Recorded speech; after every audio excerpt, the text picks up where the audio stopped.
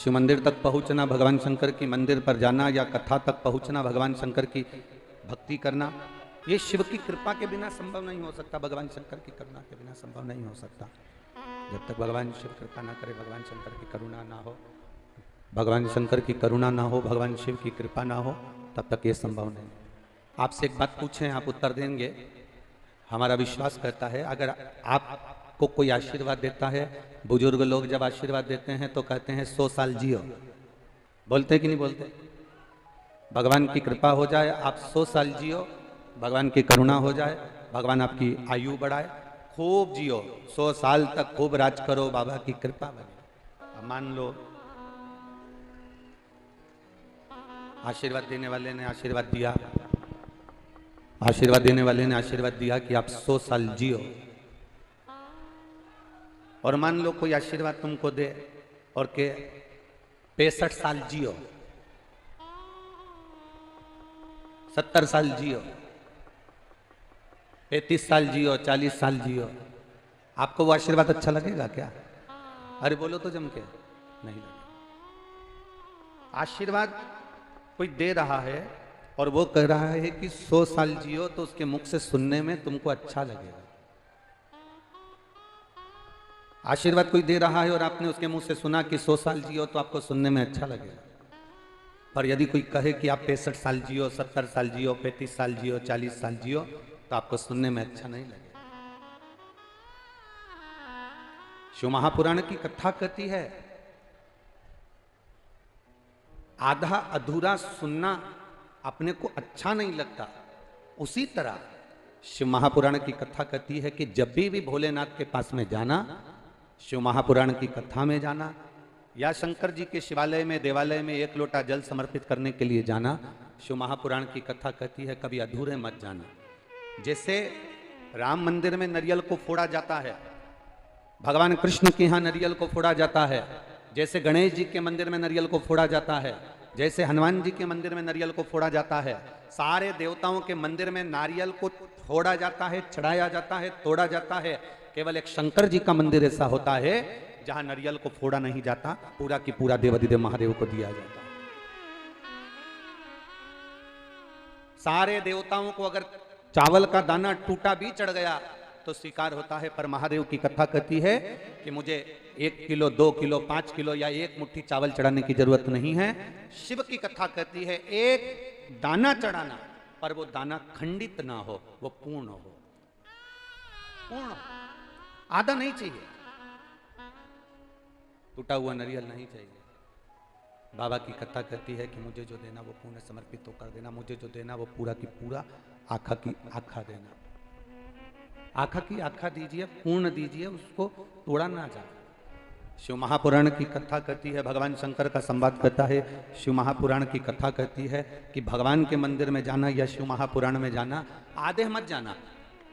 बैठे यहां पर हो, मन घर पर लगा हुआ, बैठे यहां पर हो, ध्यान चप्पल में लगा हुआ, बैठे यहां पर हो, मन कहीं और लगा हुआ हो, ऐसे कथा में जाने से कोई लाभ नहीं, वो देने में कमी नहीं रखता महाराज। उसको पूर्ण समर्पण चाहिए, अधूरा समर्पण मेरे बाबा को नहीं चाहिए। आपका आधा मन यहां लगा, आधा मन कहीं लगा, तो वो बाबा को स्वीकार नहीं। कि तेरी कृपा बिना ना हिले, बाबा को पूर्ण समर्पण आपका, आपकी पूर्ण भक्ति, पूर्ण विश्वास, पूर्ण दृढ़ता, पूर्ण भरोसा मेरे महादेव को चाहिए। आधा भरोसा नहीं, आधी दृढ़ता नहीं, आधा विश्वास नहीं। एक पति पत्नी नाव में घूम रहे थे, जहाज में, और जहाज में घूमते घूमते पति पत्नी दोनों जहाज में जा रहे थे। जाते जाते जहाज में समुद्र के अंदर भयंकर लहरें चालू हो गई, सुनामी लहरें पड़ने लगी। सुनामी लहरें पड़ रही थी।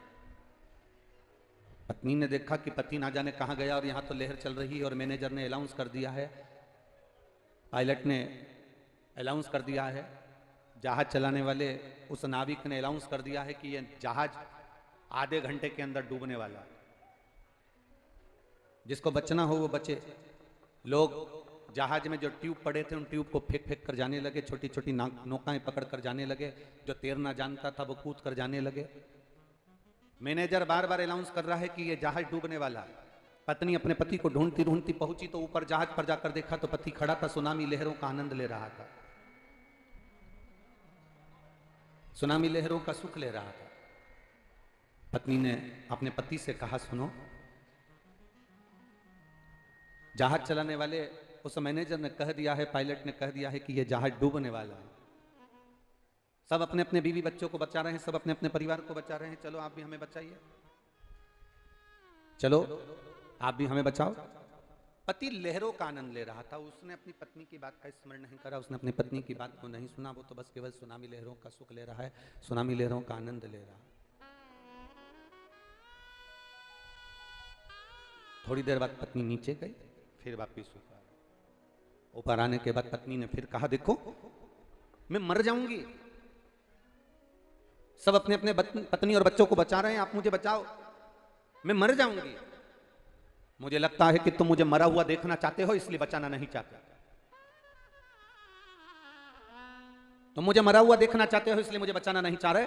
मैं जान गई हूं आपकी राय, मैं आपको समझ गई हूं अच्छे से, आप मुझे मरा हुआ देखना चाहते हो। इतने में पति को क्रोध आया, पति ने जेब में से बंदूक निकाली, पत्नी के सिर पर रख दी। मरो मरो करती है, मैं तुझे अब भी मार डालता हूं। बंदूक निकाल कर पति ने अपनी पत्नी के सिर पर रखा और कहता, अभी तुझे मार डालता हूं।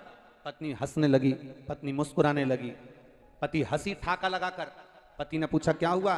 पत्नी कहती है, मैं जानती हूं कि तुम मेरे पति हो, तुम मुझे मार नहीं सकते, ये मैं अच्छे से जानती हूं।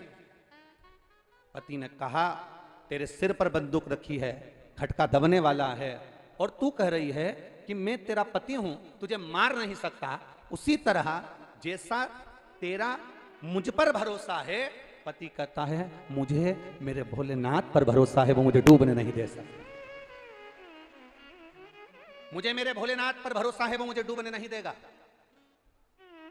वो डूबने नहीं दे सकता। शिव जी पे चढ़ा हुआ जल पीने से क्या दुख का निवारण हो सकता है? शंकर भगवान पे चढ़े हुए जल को पीने से क्या हमारा दुख समाप्त हो सकता है? शिव जी पे चढ़ी हुई एक बेलपत्र का फल क्या हमको जीवन का आनंद दे सकता है?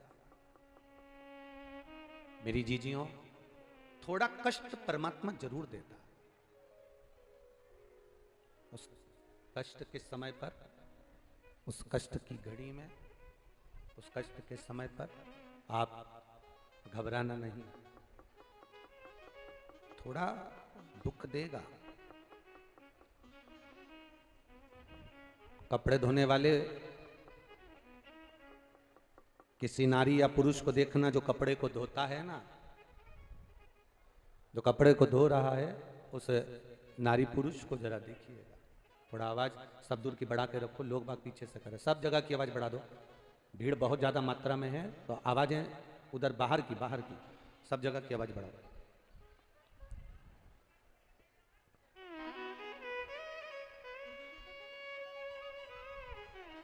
कपड़ा धोने वाला कपड़ा धोता है, उसमें कास्टिक डालता है, सर्फ डालता है,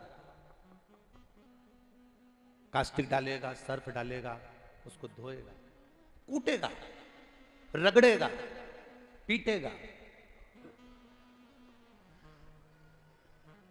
तब जाकर कपड़ा उज्जवल हो पाता है, साफ हो पाता है। तब कपड़ा साफ हुआ,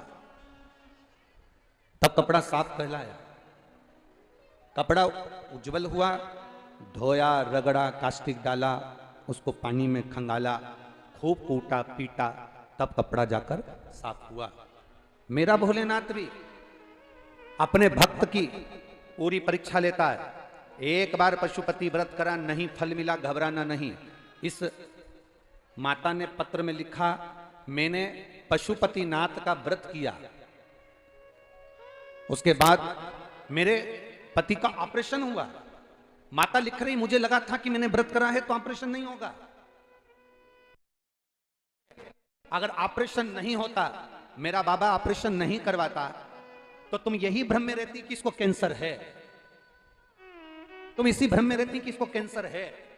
पर बाबा ने, भले तूने पशुपति व्रत करा, पर तूने विश्वास बाबा पर करा, तो ऑपरेशन हुआ, 18 गांठें निकली, जांच के लिए गई मुंबई, तब वहां से रिपोर्ट आई कि इसको कैंसर नहीं है, तब तेरे हृदय में सुकून हुआ कि कैंसर नहीं।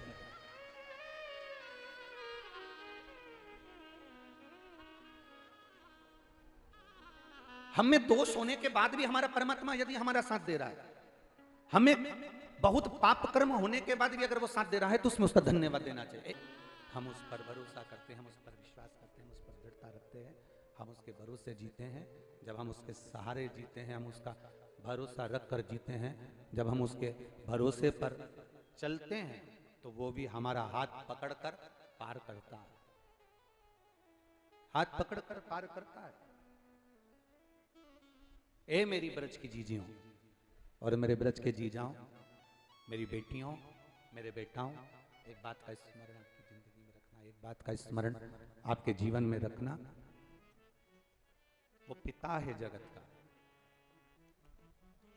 भगवान नारायण के भी अगर कोई पिता कहलाए हैं तो वो देव अधिदेव महादेव कहलाए हैं। भगवान नारायण के भी अगर पिता कहलाए हैं तो भगवान शिव कहलाए हैं। भगवान शिव कहलाए, वो जगत का पिता, और जो जगत का पिता है वो आपका भी पिता है। कभी बाप अपनी बेटी को, कभी पिता अपने पुत्र को, पुत्री को कभी दुखी नहीं देख सकता। आप इतना जरूर करो कि उसके मंदिर में रोज एक लोटा जल चढ़ाना प्रारंभ करो। मैं बेटियों से कहूंगा, बेटियों से कहूंगा, संकोच मत करना कि हम इतने पढ़े लिखे, हम अप टू डेट, हम इंग्लिश स्कूल में पढ़ रहे हैं, हम CBSE कोर्स से पढ़ाई कर रहे हैं, हम ऐसा कर रहे हैं, मैंने इतना अच्छा एजुकेशन किया, सब कुछ करा आपने, पर एक बार बाबा पर भरोसा कर कर देखो, एक बार उसकी शरणागति में जाकर देखो, जो सुख तुमने कभी नहीं पाया होगा वो उसके चरणों से प्राप्त कर लो, उसके चरणों से मिलो।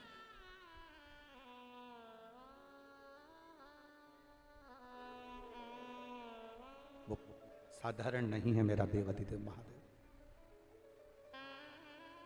सुख और आनंद दोनों में अंतर होता है, सुख में और आनंद में अंतर होता है। होटल में जाकर बैठकर अकेले खा लेना सुख है, होटल में जाकर अकेले बैठकर खा लेना सुख है, पर थोड़ा सा भोजन बनाकर ले जाकर पूरे परिवार के साथ बैठकर खा लेना आनंद है। स्वयं खाना सुकृति है, छुड़ाकर खाना विकृति है, और बांट कर खाना ये मेरे भारत देश की संस्कृति है। ये संस्कृति है।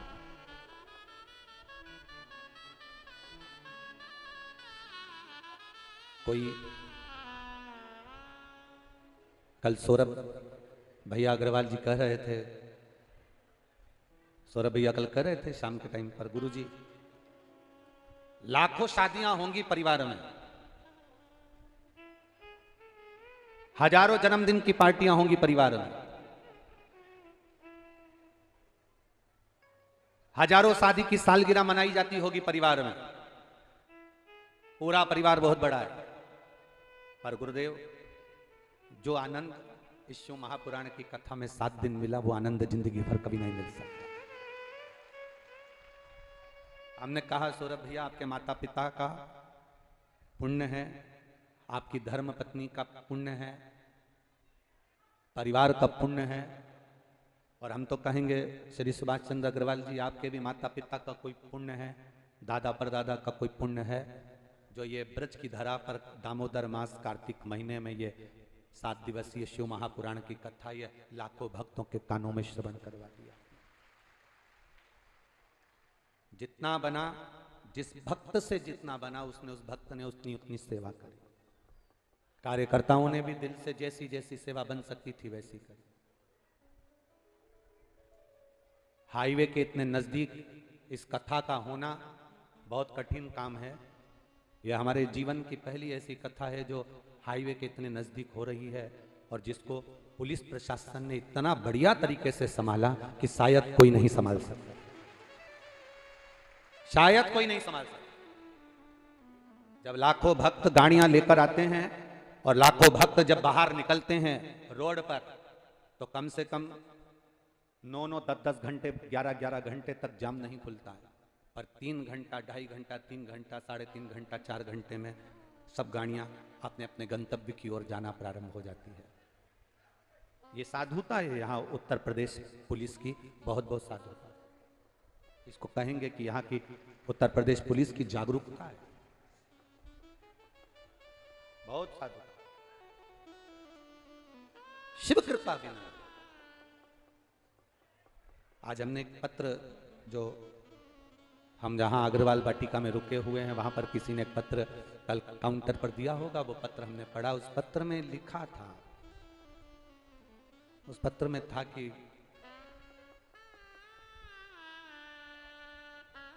मेरे पोते के दिल में छेद है, वो 9 साल का हुआ और वो 9 साल का बेटा है, उसके दिल में छेद है। पत्र हम जहां रुके हैं अग्रवाल वाटिका में, वहां रखा है। और मेरा पोता 9 साल का, उसके बेटा है, उसका पोता नहीं बेटा, उसके हृदय में छेद। बहुत गरीब हैं हम। मैं दूसरे के यहां पर बर्तन मांजती हूं और बर्तन मांजने का कार्य करती हूं। डॉक्टर ने बेटे के ऑपरेशन का बोला है और ऑपरेशन कराने का कहा।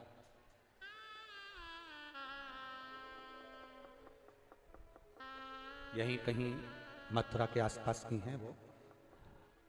जब बेटे के ऑपरेशन का कहा, लड़का एक ही है, हृदय में छेद है, ऑपरेशन कराऊं तो कैसे कराऊं, धन भी इतना नहीं। और डॉक्टर कहता है कि ऑपरेशन होने पर इसका क्या होगा हम नहीं कर सकते, कई बार छोटा बच्चा है कोमा में ना जाए या वेंटिलेटर पर ना पड़ा रहे, उतना धन तुम्हारे पास में नहीं है,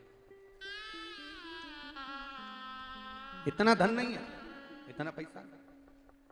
तब किसी जगह पर जब वो बर्तन मांजने के लिए गई और वहां टीवी पर कथा सुन रही थी, और वो सेठानी के साथ में जमीन पर बैठकर कथा सुनने बैठ गई और कथा में उसने पीपल के पत्ते का उपाय श्रवण कर लिया। उस दिन वो उसको उपाय भी मिल गया कि पीपल के पत्ते का अग्रभाग का सेवन, वो उसने सुन लिया, सुख सुंदरी का स्मरण कर कर, और उसने अपने बच्चे को कराना प्रारंभ करा। फिर उसने वापिस सरकारी हॉस्पिटल में जांच कराई तो उसका बच्चे का जो हृदय का छेद था वो बाबा की कृपा से भर चुका था।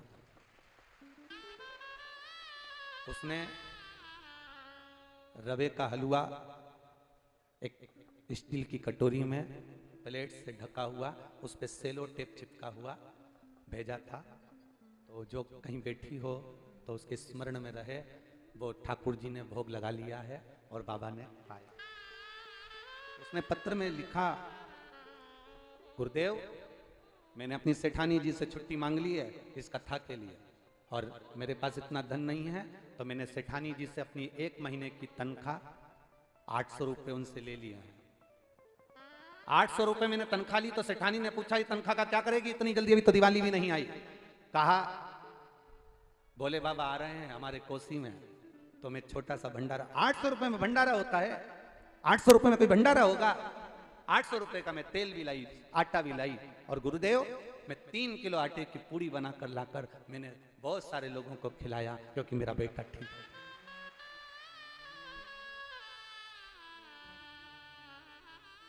मेरी जीजियों, बहुत करोड़पति बन जाओगे, धन तो बहुत हो जाएगा, पर मन कहां से लाओगे? ये जो मन है ना, ये बड़ी मुश्किल से मिलता है, बड़ी मुश्किल।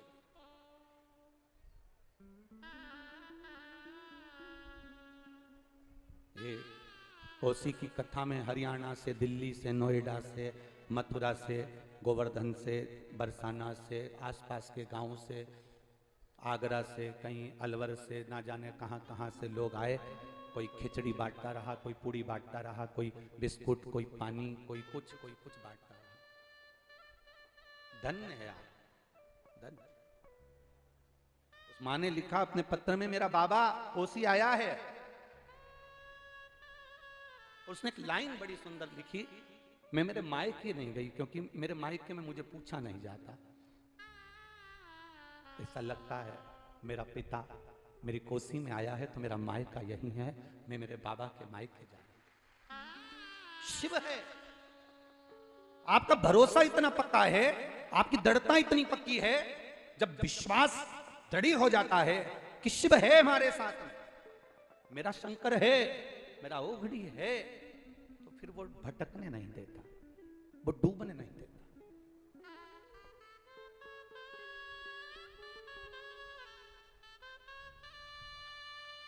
इस पत्र में किसी ने डायरी भेजी है, पूरी डायरी खाली है, पर आगे एक माँ ने लाइन लिखी है।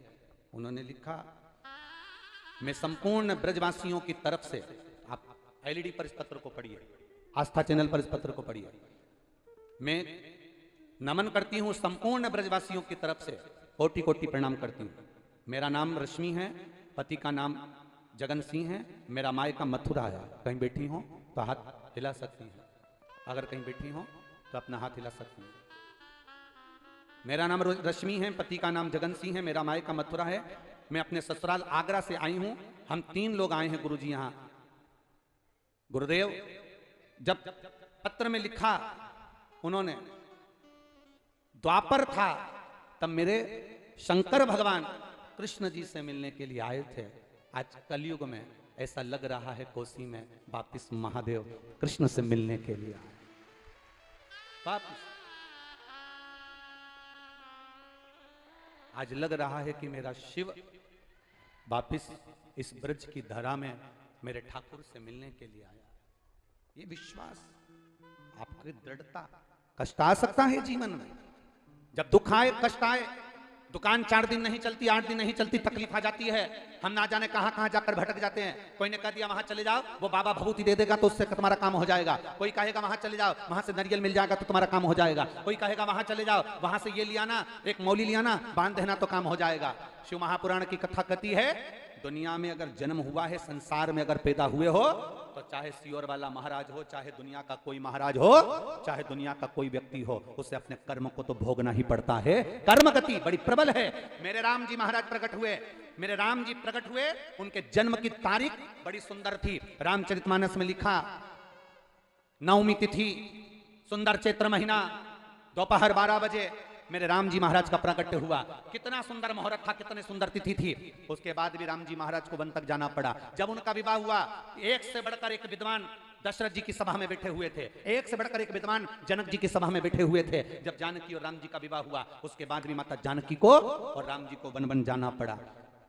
लिखा हुआ है, उसे कोई टाल नहीं सकता। बस इतना जरूर है, राम जी के जीवन में भी जब तकलीफ आई तो राम जी ने केवल एक काम करा, रामेश्वर धाम की स्थापना कर कर लंका पर जब चढ़ाई करी तो जीत कर वापिस आए। भगवान कृष्ण के जीवन में अगर तकलीफ आई, 16,108 रानियां थीं, एक भी रानी से जब औलाद नहीं हुई, 16,108 रानियों से गर्भ नहीं ठहरा, संतान नहीं हुई, तब भगवान कृष्ण ने गर्गाचार्य बाबा को बुलाकर भगवान शंकर की पूजन कराई। एक एक रानी के साथ 11-11 दिन तक बैठकर भगवान कृष्ण ने शंकर जी की आराधना करी। तब शिव जी ने आशीर्वाद दिया, एक एक रानी से 11-11 संतान होगी। 10 छोरा 1 छोरी, 1,77,186 भगवान कृष्ण के बच्चे हुए। शिव जी की कृपा से संतान की प्राप्ति हुई। जब कहीं ना कहीं जीवन में इंद्र को तकलीफ हुई, तब शिव की आराधना करी। गरुण वरुण जितने देव हैं संसार के, 33 कोटि देवताओं को निकाल कर देखिए, जिसके जीवन में तकलीफ आई, स्वयं नरसिंह भगवान का अवतार हुआ, स्वयं नरसिंह भगवान प्रकट हुए।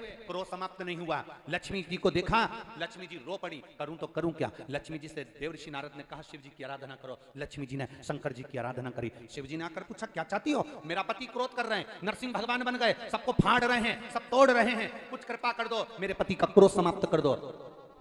सब भगवान शंकर ने सरम्भेश्वर अवतार धारण करा, नरसिंह भगवान को अपने पंजों में उठा लिया और पंख से उड़ते उड़ते बद्रिकाश्रम की अलखनंदा नदी में डाल दिया। तब जाकर नरसिंह भगवान का क्रोध समाप्त हुआ। लक्ष्मी जी को कष्ट लगा तो उन्हें शिव की आराधना करी। एक बार स्वयं भगवान कृष्ण के जीवन में जब तकलीफ आई तो शिव की आराधना करी। जब राधा, स्वयं राधा,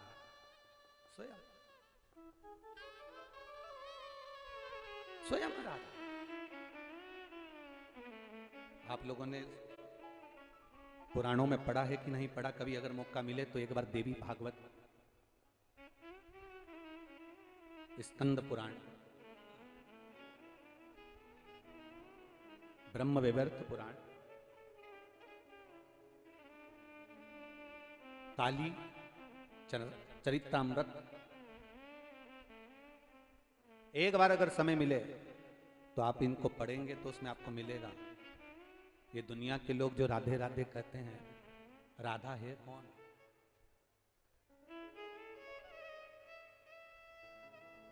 है कौन राधा? कभी काली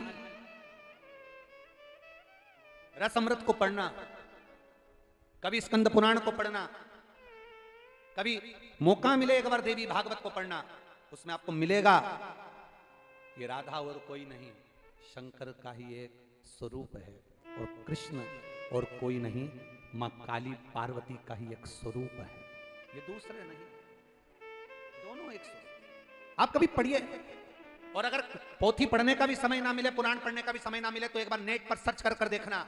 अगर पोथी और पुराण भी नहीं उठा सकते, इतना समय नहीं है, तो एक बार सर्च कर कर देखना कि भगवान शंकर और भगवान पार्वती, माता पार्वती और शिव कैलाश धाम पर बैठे आनंद के साथ विहार कर रहे, बैठे हुए चर्चा कर रहे, और शिव जी पार्वती को और पार्वती शिव जी से कुछ संवाद कर कर मांग लेती हैं वर।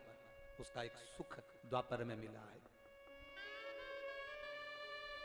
आप कई माताएं कहती हैं हम भ्रम में पड़ गए गुरुजी, हम श्री शिवाय नमस्तुभ्यम बोलें कि राधे राधे बोलें, हम राधे राधे बोलें कि श्री शिवाय नमस्तुभ्यम बोलें, कि हम ओम नमः शिवाय बोलें, कि हम राम नाम बोलें, कि हम कौन सा नाम बोलें। हम कहते हैं तुम जो चाहो वो बोलो, तुम राधे राधे बोलती हो, बोलते रहो, क्योंकि राधा भी शिव है और शिव भी राधा है। तुम्हें जो बोलना है बोलो, तुम राम भी कर रहे हो तो वो मेरा शंकर का गुणगान है, तुम शिव भी कर रहे हो तो मेरे राम और कृष्ण का गुणगान है। दुनिया के लोगों में भेद हो सकता है, पर देवताओं में कभी भेद नहीं हुआ। लोगों ने कह दिया राम हमारे, कोई कहता है कृष्ण हमारे, कोई कहता राधा रानी हमारी, कोई कहता है दत्त हमारे, कोई कहती है देवी हमारी, कोई कहता है ये हमारे, कोई कहता है वो हमारे। और शिव महापुराण कोई भेद नहीं करती। शंकर जी के ऊपर जो कलश रखाता है, जिसमें से बूंद बूंद पानी टपकता है, उसके 3 पाए होते हैं। कभी भी कलश रखने वाले उस त्रिकोणी के पाए 4 नहीं होते, 3 पाए होते हैं। ब्रह्मा, विष्णु और महेश, उसके ऊपर एक कलश रखा हुआ है, और वो कलश में से एक एक बूंद पानी नीचे गिर रहा है। ये ब्रह्मा, ये विष्णु, ये महेश, एक एक बूंद पानी नीचे गिर रहा है। मतलब ये बता रहे हैं कि हम तीनों एक हैं, हम में कोई भेद नहीं है। ये 3 ब्रह्मा, विष्णु, महेश ये बता रहे हैं कि हम में कोई भेद नहीं, हम तीनों एक हैं। ये दुनिया की दृष्टि में भेद है, पर हम में भेद नहीं है। तकलीफ आएगी, कष्ट आएगा, दुख आएगा, पर घबराना नहीं, कहीं इधर उधर मत भटकना। बहुत सारे मिलेंगे महाराज, कोई कहेगा हमारे पास आ जाओ, कोई कहेगा हमारे पास आ जाओ, कोई कहेगा हमारे पास आ जाओ, हम ये कर देंगे, हम वो पूजन करेंगे, हम ये दे देंगे, हम वो दे देंगे। ना ना ना ना, आपका दुख, आपको खांसी चली है तो आपको खांसना है, आपको छींक आई तो आपको छींकना है, आपका सिर दबा दुखा तो दवा आपको खाना है। उसी तरह दुख यदि जिंदगी में आपको आया है तो शंकर जी के मंदिर भी आपको जाना है, तो वो दुख काट दे, वो स्वयं काटे। अच्छा आपसे पूछें, ए ब्रजवासियों, ए मेरी जीजियों, ए मेरे जीजाओं और मेरी बेटियों, मेरे भाई, मेरे बेटे, बताएं जब घर में कर्जा बढ़ जाता है, बहुत ज़्यादा कर्जा हो जाता है, तो घर में जो सोने की रकम होती है, जो सोने का सामान होता है, वो सुनार की दुकान पर चले जाता है। बोलो सही है कि गलत है? अरे बोलो तो जम के।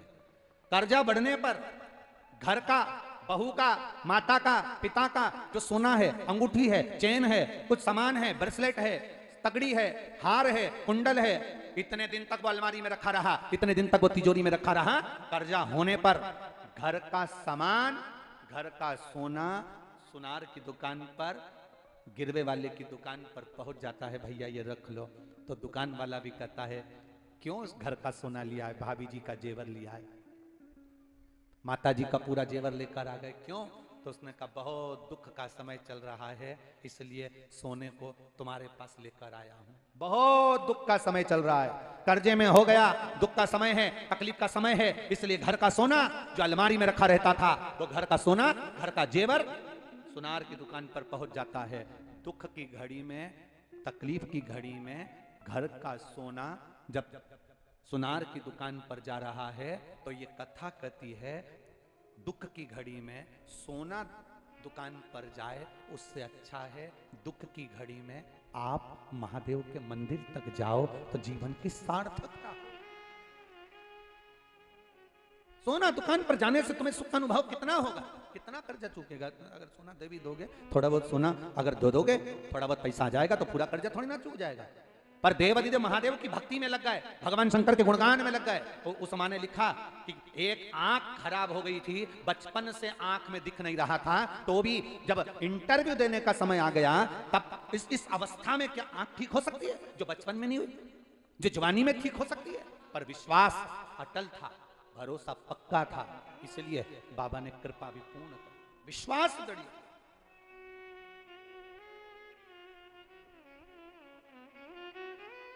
भरोसा पक्का था, उसने साथ दिया।